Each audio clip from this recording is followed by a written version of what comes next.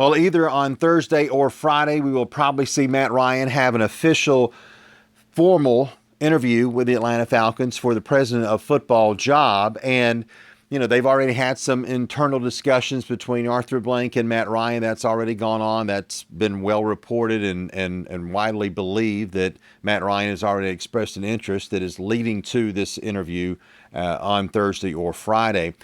So we got a process going on now. They'll interview Matt Ryan, and if he wants the job, that's probably his job, let's be honest.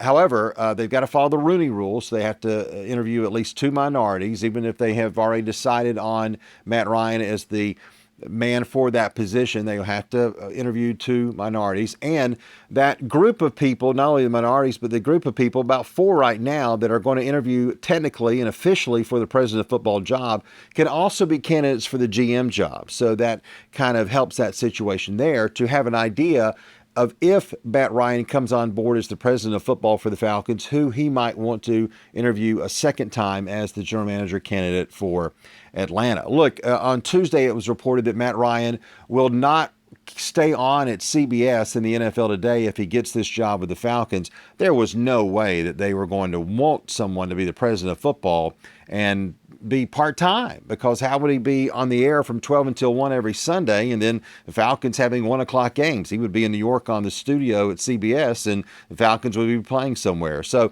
when the word came out that Matt Ryan is not going to stay with CBS if he takes this job, I think that cleared that up.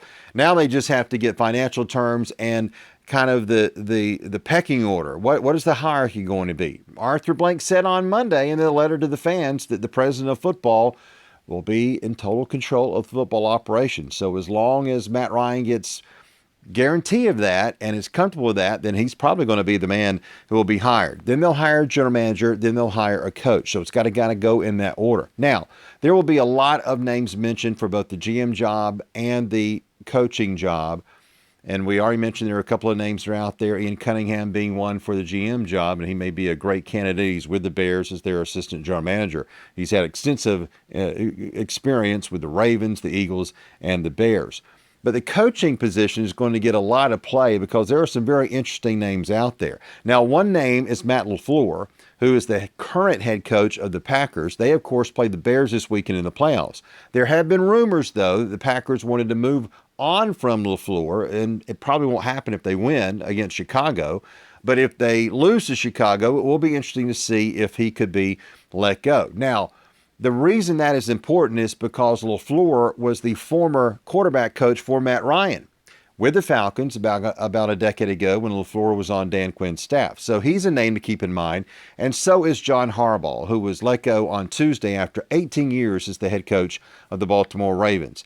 Consistency, that's all you can say about John Harbaugh. He always had the Ravens in there. It's been reported already that both Matt Ryan and Arthur Blank love John Harbaugh. Of course, Jim Harbaugh, John's brother, is the current head coach of the Chargers. He interviewed twice for the Falcons position 2 years ago when they gave it to Raheem Morris. So John Harbaugh, to me, would be the perfect candidate. How do you not go and say, John Harbaugh, we'll give it to you right now, but everybody's going to want him. He's going to be in contention for the Giants job, the Cardinals job, the Raiders job.